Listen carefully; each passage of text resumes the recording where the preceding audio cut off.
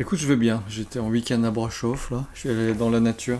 Je marchais en forêt hier. Et je me dis pourquoi j'ai attendu aussi longtemps avant de marcher.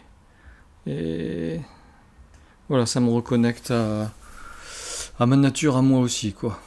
Parce que, comme j'ai découvert dans les cours, en préparant le cours la première fois que je suis venu en Roumanie, je me suis rendu compte que on est une forêt intérieure, parce qu'on est plein d'arbres en fait.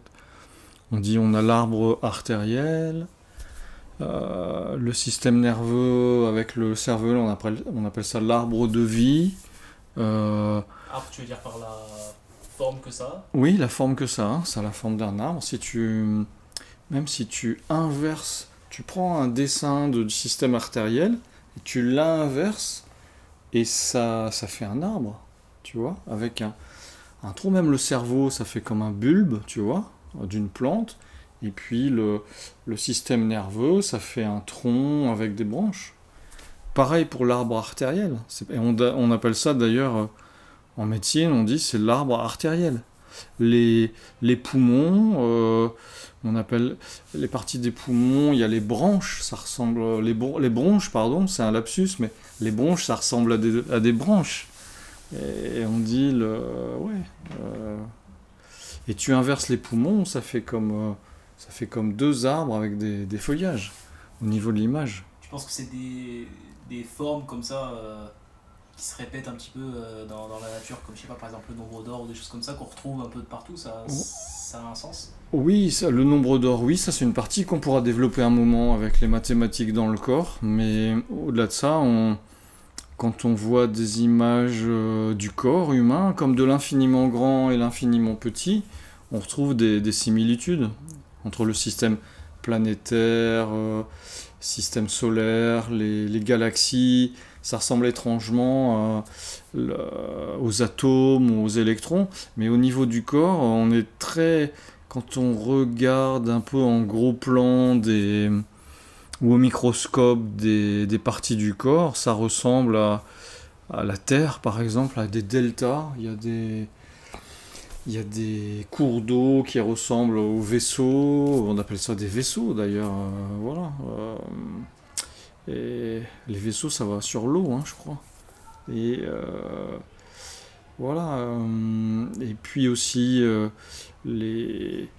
Ouais, il y a beaucoup de formes de la nature qu'on retrouve dans le corps humain, dans notre nature intérieure. C'est quelque chose qui toi te sert dans ta profession ou pas forcément, ou tu prends en compte dans une certaine manière? Oui, ça me sert parce que ça me sert dans le sens où une séance d'ostéopathie, ça peut être aussi un voyage intérieur pour le patient, mais moi je peux l'accompagner dans un voyage intérieur. C'est ma manière la plus personnelle de travailler. On appelle ça du déroulement tissulaire. Moi je le fais à ma manière avec les stages que j'ai fait pour moi en développement personnel, avec un ostéopathe et une naturopathe. Je cherchais beaucoup, plein de méthodes, plein de manières de travailler. J'ai fait beaucoup de stages en sortant de l'école de kiné, puis l'école d'ostéopathie. Et à un moment, en faisant ce stage, ça s'appelait découverte énergétique et émotionnelle de l'homme. Euh, et ben, ça m'a calmé parce que j'ai senti que c'était un embryon de compréhension problématique que j'avais. Et du coup, en se résolvant, j'ai moins cherché à l'extérieur. Finalement, des choses de l'intérieur sont venues, se sont associées. Ça a un peu posé les choses en moi. Et finalement, ma manière de travailler, elle est en partie issue à la suite de ces stages. Parce que je me suis inspiré de...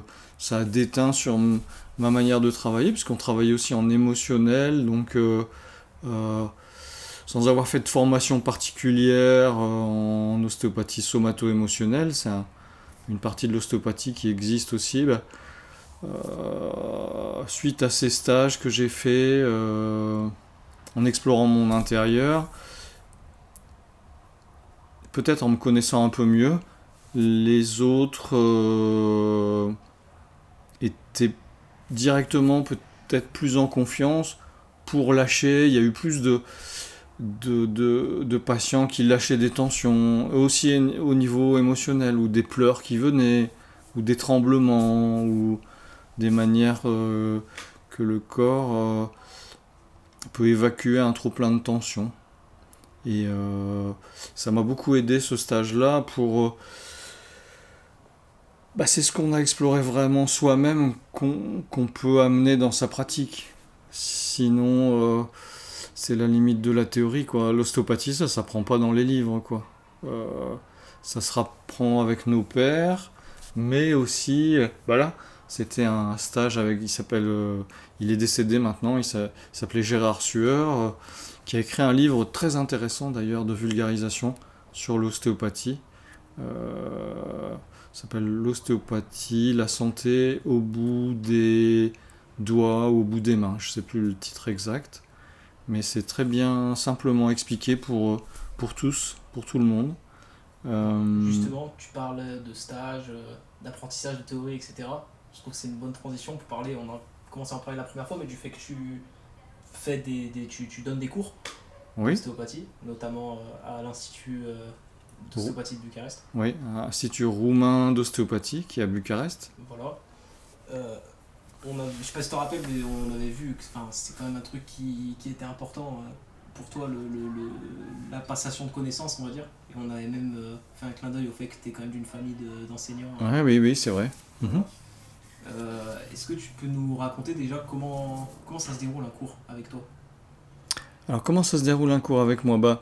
À la fois, j'ai un plan de cours, mais assez souvent, je peux, un peu comme je parle là maintenant, je fais un peu des digressions. Je crois que j'ai une pensée en arborescence aussi, on revient aux arbres. C'est un exemple de faire des boucles, mais voilà, ça se déroule, il y a un plan qui est établi, mais je peux, suivant la sensibilité du groupe, ou ce qui vient dans mes pensées, le lien, c'est comme un cours d'eau aussi, ou une rivière, mais qui peut déborder de son lit prévu pour voyager aussi, un peu comme dans les séances d'ostéopathie, et revenir vers ce plan, à l'essentiel. Il y a un contenu à transmettre, à partager, mais on peut faire des connexions suivant ce que le groupe amène aussi, ce que je peux ressentir dans le cours. Il y a quelque chose qui me guide aussi, je me rends compte, j'ai fait aussi un autre stage sur découvrir son ou ses animaux totems et une roue de médecine. Ça, c'est un enseignement amérindien. Et une roue de médecine, on s'assoit autour d'un feu, ou ce qui symbolise un feu, et il y a les 4 directions des points cardinaux, l'est, le sud, l'ouest et le nord. Et pendant ces stages, j'avais fait un stage, ça durait 5 jours, mais c'était aussi un peu quelque chose que j'intègre finalement. Ils appellent ça un temps indien, c'est-à-dire qu'il y a un contenu aussi, et je crois que ça a beaucoup d'éteint sur moi. Il y a un contenu, mais on peut le prendre dans un ordre qui varie. Qu'est-ce qui se passe exactement dans ces roues de médecine? C'est quoi le déroulé? Alors le déroulé, oui, pour structurer un peu, revenir sur un plan. Donc il y a comme but, il y avait découvrir son animal totem, ou ses animaux totems. Ce qui s'est passé pour moi, et aussi la roue de médecine, c'est-à-dire qu'on parle vrai, c'est-à-dire que un des éléments, on a un bâton de parole, c'est-à-dire que autour de ce feu, il y a déjà un ordre pour rentrer, pour s'installer. On rentre de souvenirs par l'est, et on s'installe de l'est dans le sens sud, ouest, nord. Chacun, le groupe, on était autour de ce centre, avec les points cardinaux, et avec Nadège Atlan qui coordonnait le groupe. Et quand on a le bâton de parole, on sent le poids de la parole. C'est-à-dire que on a la parole et les autres vous écoutent. Personne ne peut t'interrompre. Non, c'est des règles comme ça de fonctionnement, et on devrait vraiment, dans notre société, vraiment adopter des comportements comme celui-là, parce que si on se coupe la parole, c'est pas la même énergie. Les mots ont beaucoup plus de poids et d'énergie, et à ce moment-là, je me rappelle que je ressens vraiment le poids de la vérité, les choses.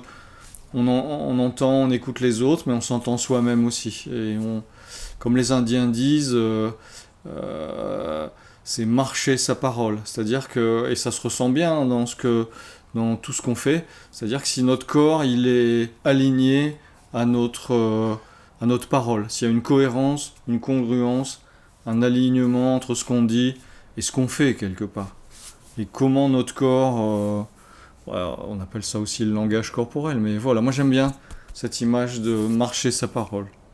Donc pour revenir du coup au cours que tu donnes, tu es libre à 100% dans ce que tu donnes dans tes cours, ou tu as un programme à suivre, tu dois répondre à certaines choses? Oui, alors je suis vraiment libre avec Mircea voilà, il y a un thème, il me fait confiance, il y a un contenu qu'il connaît, et puis à partir de là, non, j'ai vraiment une grande liberté de présenter les choses à ma sauce, j'allais dire. Voilà.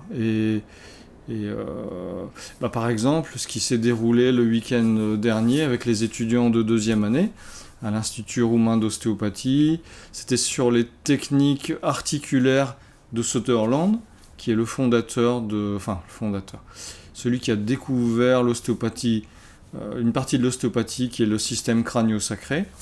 Donc j'ai un contenu que je connais. Moi j'ai eu des cours avec un prof qui est Michel Roch. J'ai été creusé dans les sources aussi vers Sutherland.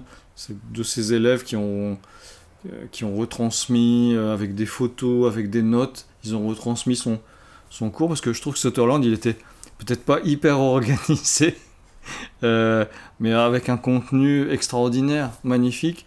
Et heureusement qu'il y a ce couple Lippincott qui a bien retranscrit son cours pour ces techniques articulaires. Donc on a vu, mais aussi à un moment ce qui s'est passé dans le cours avec les deuxièmes années, le dimanche, c'est qu'à un moment j'ai vu un étudiant qui s'occupait d'un autre étudiant avec une main dans la région de sa poitrine, de son cœur, et spontanément, dans cette démarche d'aide, moi j'ai vu qu'il y avait une tension au niveau de ses tempes, au niveau des grandes ailes du sphénoïde, c'est un os central du crâne, et je suis allé toucher ces grandes ailes du sphénoïde. Et puis, en même temps que je travaillais, des informations sont venues pour aller voir son palais.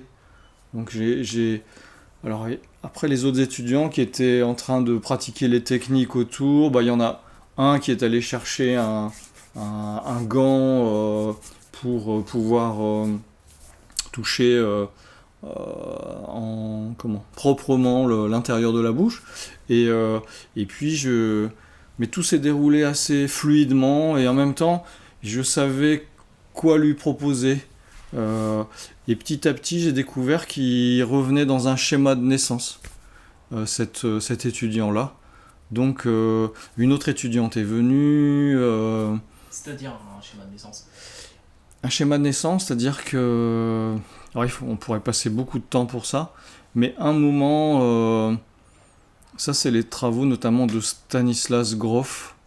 Encore des digressions avec Gérard Sueur, avec qui j'ai fait des stages. Et j'ai découvert cette dimension-là aussi avec lui, que tout, c'est la première information qu'on a. C'est-à-dire que...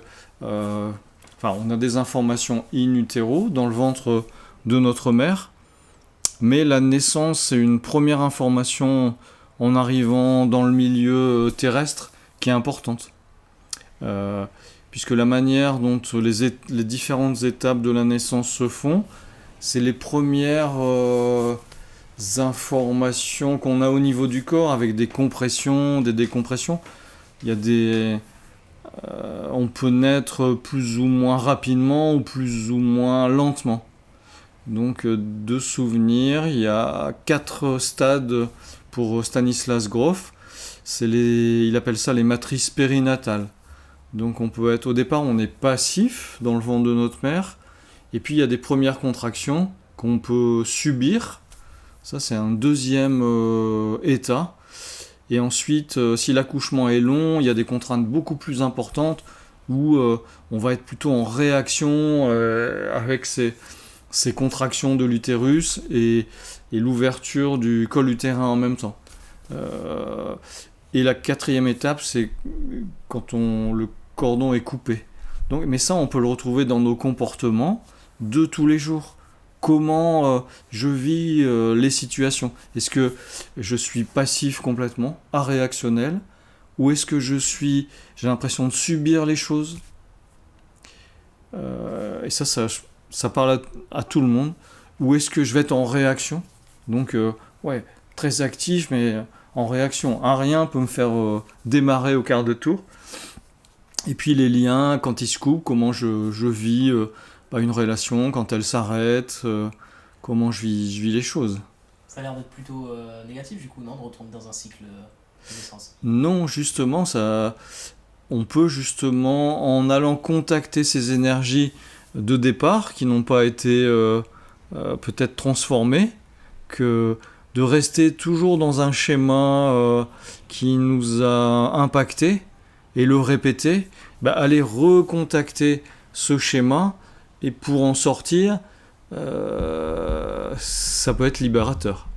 Voilà, justement. En tout cas, c'était pour cet étudiant, le fait d'avoir travaillé aussi en dispensaire en France avec d'autres collègues où on a abordé ces schémas-là aussi, j'avais un certain matelas de sécurité pour que ça se fasse dans de bonnes conditions. Moi, j'avais les mains au niveau de son crâne, un autre étudiant continue au niveau de sa poitrine, et une étudiante est venue vers son bassin. Je lui ai demandé, et à un moment, il s'engageait pour partir dans un mouvement vers le bas, vers la terre, en dehors de la table, mais ça bloquait, son schéma s'arrêtait. Donc j'ai demandé à un autre étudiant s'il voulait bien venir toucher ses genoux, et s'il voulait bien représenter comme s'il symbolisait l'énergie de l'utérus. Il était d'accord, et ça a aidé pour qu'il finisse sa descente vers le sol avec des émotions. Il faudrait lui poser la question, mais peut-être une prochaine fois. S'il est d'accord, il est sur Brasov, donc je vais reparler avec lui. Et voilà, peut-être il dira son point de vue, comment il a vécu ce moment-là, cette séance. En tout cas, dans la salle, les étudiants, petit à petit, ils se sont posés. Et ce qu'il a bien décrit, l'étudiant qui partait dans ce schéma, il disait, je sentais tout. Chaque personne qui était autour de lui, il sentait, j'aime pas ce mot-là, mais l'énergie, en tout cas la présence, voilà, la présence de chacun. Et il sentait de la bienveillance. Et je suis persuadé que ça l'a aidé pour aller au bout de ce schéma de naissance. Voilà. Tes cours, ils ont l'air super participatifs pour le coup. Ah oui, oui. Vraiment, t'es pas au centre non. où tout le monde est assis, te regarde, etc. Ah non, c'est pas comme ça. J'aime bien quand les étudiants sentent les choses. En le vivant dans son corps, on retient beaucoup mieux les choses. On fait un métier de contact. Ressentir avec son corps, ça permet de l'intégrer. Voilà, c'est là où on ne reste pas à un niveau... c'est une théorie intégrée et ressentie ou expérimentée. Voilà. Il y a une dimension expérimentale. Et voilà, ça c'est... Alors je pense que...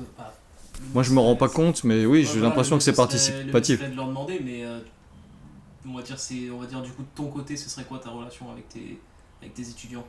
Ça a l'air d'être encore d'une nature, au même titre que je pense que ta relation avec tes patients, selon moi, est d'une nature différente que beaucoup d'autres praticiens. Mm-hmm. Ta relation avec tes étudiants, elle a aussi une nature spéciale? Oui, après il faudrait leur demander, effectivement. Moi je prends beaucoup de plaisir à l'enseignement. Il y a plusieurs niveaux, c'est-à-dire il y a un niveau de base, Mais après, quand les idées viennent, l'interaction se met en place, quand je sens leur flamme, leur passion, moi ça me transforme aussi et voilà, il y a quelque chose en expansion. Et voilà, j'ai le sourire là. Euh, voilà, et c'est multidimensionnel, pouvoir passer, soit faire des dessins au tableau, montrer avec les os, faire de la pratique, soit guidé, qui est un ensemble de tests. Quand on fait un test de mobilité articulaire, soit plus ciblé, soit plus général, bah, on pose une question au corps, à un système, et le test donne une réponse. C'est un dialogue avec le corps. Voilà. Moi, je me place dans les séances dans un dialogue avec le corps vivant. Bah, là, c'est aussi une sorte de dialogue avec les étudiants. C'est moi qui ai la parole, on revient au bâton de parole, mais ils ont aussi la parole et ils peuvent s'exprimer. En fait, ce qui anime le cours, c'est leurs questions aussi. Et j'ai compris à un moment que quand ils posent des questions, ils sont animés de quelque chose. Et cette animation, cette flamme, c'est ça qui fait que les choses se transmettent, quoi.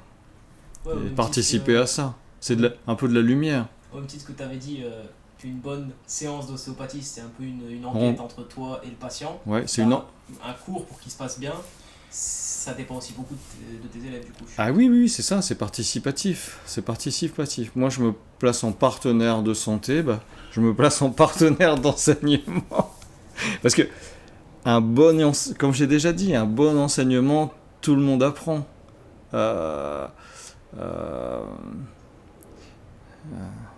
Voilà, donc j'apprends de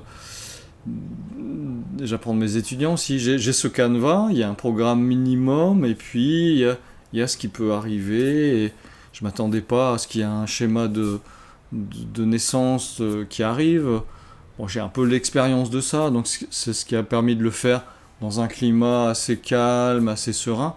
Mais ils ont posé pas mal de questions, et je sais que ça les a questionnés.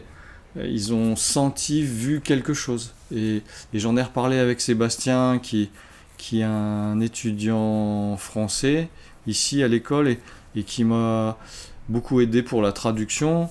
Il m'a dit, c'est bien pour eux qu'ils voient aussi comment un ostéopathe travaille concrètement. Qu'est-ce qui se passe? C'est prendre des risques aussi. J'aime bien prendre des risques en cours aussi, sortir de ma zone de confort. Je prends des risques, faire une manipulation qui est indiquée, il y a une prise de risque, on peut ne pas la réussir, mais à chaque fois que j'ai fait, j'ai jamais été déçu de ça, quoi. Et c'est aussi dans une certaine authenticité, quoi. Voilà. T'as dit que t'arrivais toi aussi à en tirer quelque chose à chaque fois de tes cours. Est-ce que t'as quelque chose qui te vient en tête quand tu sais pas forcément quelque chose que tu as appris de la part d'un étudiant, mais même quelque chose que tu as réalisé en sortant d'un cours? Est-ce que tu as un exemple en tête comme ça de choses qui te marquent et où tu t'en ressors grandi en étant prof? Oui. Ah oui, c'est quand on a fait un atelier, c'était des révisions de cours. J'avais pensé faire quelque chose sur le sacrum, les iliaques, c'est-à-dire le niveau du bassin. Et puis il y avait une étudiante qui avait une forte douleur au niveau du haut de son dos. Et bon, on a commencé le cours classiquement, le schéma. Puis à un moment, je me disais, on peut pas la laisser comme ça, quoi. Donc, j'ai regardé ce qu'il y avait. Et puis, on a fait les tests du bassin, du sacrum, des iliaques. C'était le schéma du cours. Et petit à petit, c'était comme une enquête qu'on menait, parce que comme quelque chose, comme un voile qui se lève, quoi. Et ça, c'est un peu ma manière d'enseigner, c'est-à-dire que les étudiants fassent des tests qui sont locaux, mais petit à petit, et aussi, regarder globalement le corps, et aussi voir une partie, et essayer de comprendre comment, à travers la mobilité d'un os, de plusieurs os, commencer à comprendre comment il fonctionne, et il y a une logique.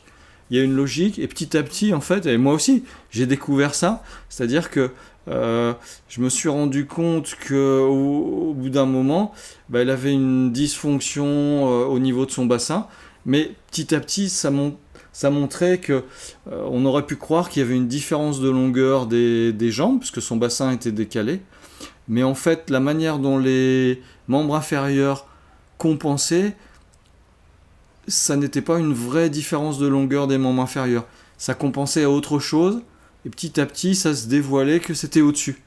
Et puis, bon, j'avais pas encore fait le lien, mais comme se promener en forêt, il y a des animaux dans la forêt, bah, si on voit des traces par terre, si on voit des déjections, si on entend des cris, bah, on peut savoir quel animal c'est. Bah, une dysfonction ostéopathique, c'est un peu une métaphore, mais c'est un peu dans notre forêt, remonter petit à petit quel type d'animal c'est, quel type de dysfonction c'est. Et petit à petit avec elle, bah, en fait elle avait une douleur à gauche, au niveau de sa colonne et d'une côte. Bon, il y avait une suspicion que ça soit une côte en dysfonction, mais c'était du côté droit. Et ça, finalement, ça correspondait à son schéma. En traitant la côte, son schéma a changé et son bassin s'est rééquilibré. Et les tests qu'on voyait, on avait fait des traits au niveau de ses jambes et ça se rééquilibrait. Et j'ai vu dans les réactions d'une étudiante qu'elle était limite choquée positivement de voir, je sais, faudrait lui demander aussi, mais de voir, je pense que c'était multidimensionnel en disant waouh, le corps, comme il est beau, euh, voilà. Je pense Et qu'il doit y avoir aussi ce truc un peu impressionnant, parce que moi, en même temps que tu me dis ça, le test des marques, là, que ouais, je t'expliquais, moi souvent, j'ai ce truc de je comprends pas trop ce qui se passe, je sais que ça me fait du bien, par exemple, quand je sors d'une séance d'ostéopathie, mais souvent c'est tellement tu sais, intérieur, etc. Tu sais que ça te fait du bien, mais tu sais pas pourquoi. Et là, tu vois une application vraiment dans le réel, quoi. oui, là c'était concret. Justement, la manière, ben, comme j'ai appris d'aborder le bassin avec puis j'ai fait mon mémoire sur le bassin, sur la mobilité des iliaques. Et donc, quand on fait des traits de repérage et les tests, par exemple le test de Downing, où on mobilise le membre inférieur pour entraîner l'iliaque en antériorité, en postériorité, ce qui fait rallonger entre guillemets la jambe et raccourcir. Il y a un côté un peu magique au départ. On se dit waouh, on rallonge, on raccourcit des jambes. Moi, c'est ce qui m'a plu au départ vers l'ostéopathie, c'est le côté manipulation me plaisait en disant bah oui, on fait quelque chose et on a un impact, voilà, on a des outils qui peuvent vraiment changer les choses par rapport à des douleurs, un inconfort.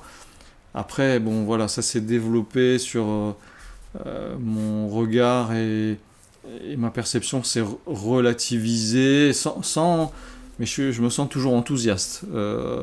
Et quand j'ai vu, et ce qui m'anime aussi ma flamme, c'est de voir soit chez les patients, soit chez les étudiants, de voir genre waouh, euh, le changement.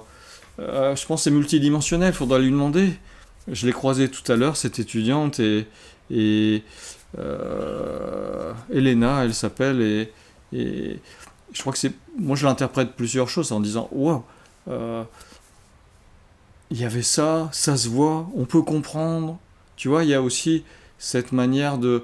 Bah, tu dis, oui, non seulement il se passe quelque chose, ça je le sais, elle le sait, mais on peut arriver en partie à comprendre comment fonctionne le corps et puis être dans une mouvance avec le corps qui est à la fois un mélange de ressenti, de compréhension, de diagnostic, de, de relations.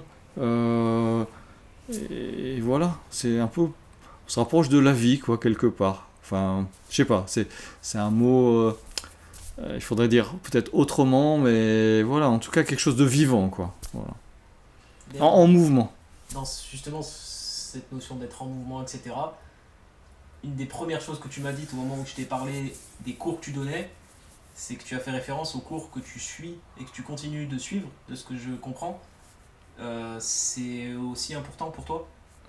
J'ai pas l'impression que ce que tu enseignes et ce que tu appliques, c'est forcément ce que tu as appris il y a 20 ou 30 ans de ça, mais que c'est plutôt ce que tu apprends et ce que tu continues d'apprendre en ce Ah moment. oui, oui, oui, c'est pas figé. C'est-à-dire que oui, bah, à la fois, il y a des influences de partout, mais après, je me rends compte aussi maintenant qu'un cours, bah, tout ne passe pas.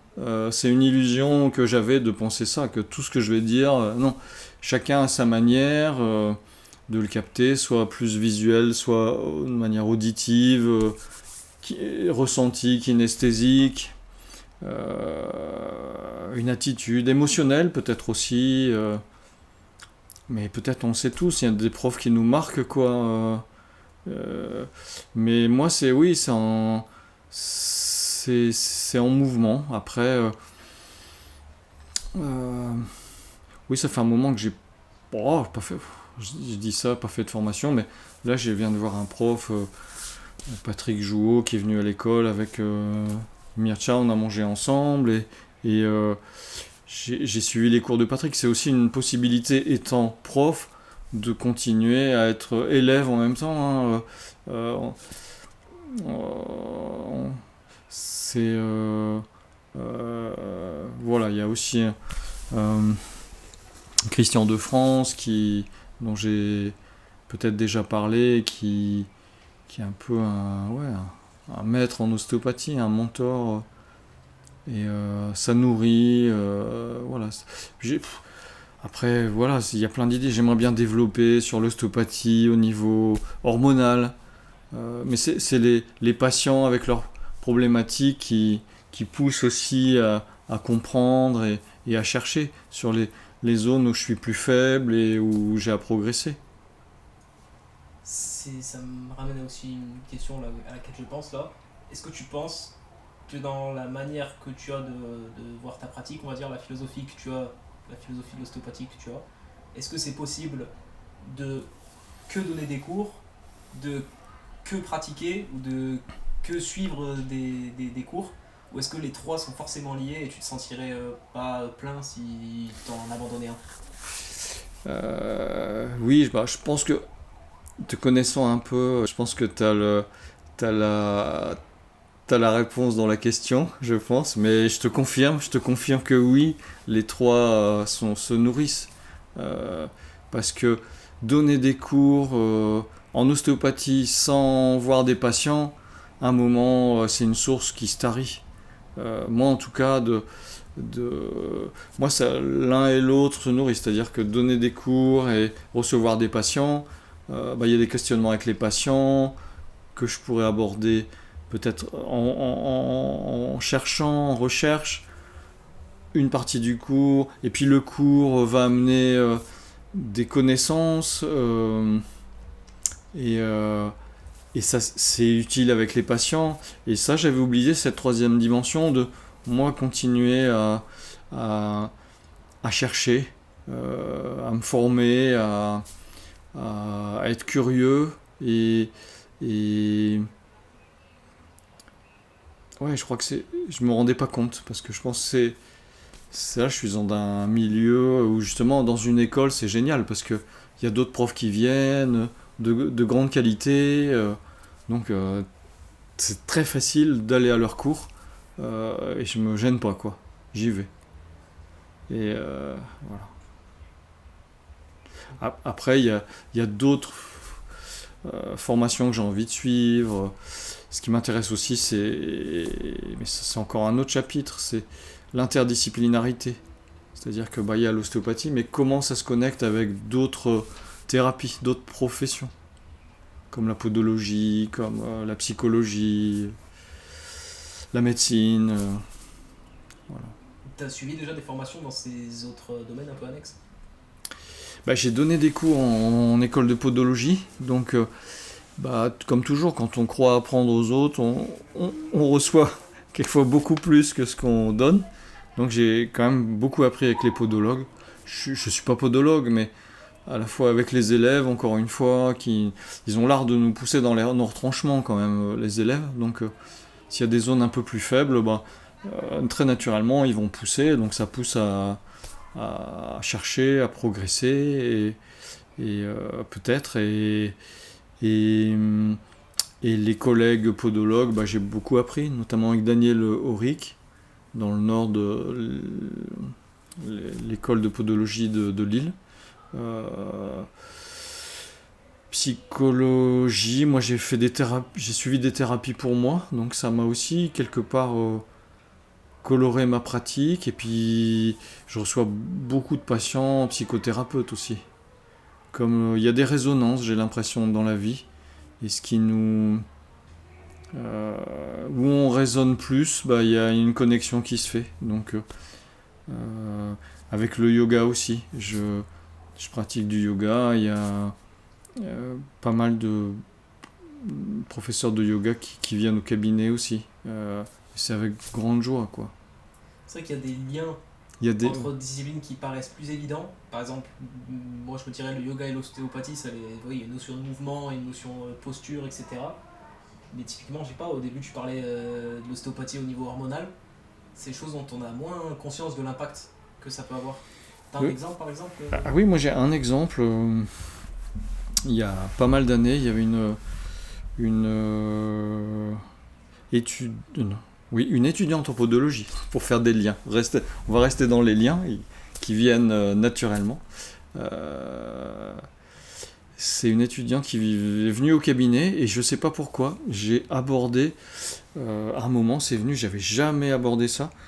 Il y avait donc il y a l'hypophyse, mais il y a aussi l'épiphyse, qui est la glande pinéale. On dit que c'est une glande, en tout cas on sait qu'il y a un lien avec la sécrétion de la mélatonine, donc c'est dans l'obscurité qu'elle sécrète le plus. Mais on parle aussi, on ne connaît pas tout de son fonctionnement. On parle d'une certaine spiritualité aussi avec la glande pinéale. Donc j'ai travaillé cette glande pinéale. Et cette étudiante rentre chez elle, elle ouvre son poste de télé, il y avait une émission sur la glande pinéale. Je me suis dit, waouh! Les hasards remarquables. Oui, synchronicité extraordinaire. Quel pourcentage de chance! Je crois que les émissions sur la glande pinéale, ça court pas les rues. Et puis voilà, moi c'était aussi clairement aborder la glande pinéale. Donc oui, après au niveau thyroïde, il y a aussi je pense à un collègue qui avait des résultats par rapport à des différences, soit hypo, soit hyperthyroïdie, il avait des bons résultats. Comment admettons la thyroïde, comment tu la travailles par exemple? Est-ce que c'est des mouvements? Est-ce que c'est des massages? Est-ce que c'est quoi exactement? Moi je suis pas un spécialiste de ça, mais j'ai envie de chercher là-dedans. Alors c'est toujours penser en ostéopathie comment cette glande elle est innervée, comment elle est vascularisée surtout. Et puis les liens aussi comportementaux à vérifier, hein, mais des personnes qui ont soit des pleurs retenus qui ne sont pas sortis, ça peut avoir un impact sur la thyroïde, et aussi des choses non exprimées. Il y a une correspondance avec aussi peut-être le chakra de la gorge, qui s'appelle Vishuddha, et qui est en lien avec l'expression. Et la connexion entre l'encéphale, le cerveau, la pensée et le reste du corps. Voilà. On avait dit que cet épisode on le ferait plus court. Mais c'est plus long. Il est même plus long à mon avis. Oui, j'ai l'impression aussi. Bon, voilà. C'était, en tout cas, celui-là j'ai trouvé super intéressant, et j'aimerais bien, si ça te va, que la prochaine fois on creuse un peu cette interdisciplinarité. Oui, avec grand plaisir. Oui, avec grand plaisir. Etc. Mm-hmm. Mais en tout cas, merci beaucoup pour aujourd'hui. Merci à toi.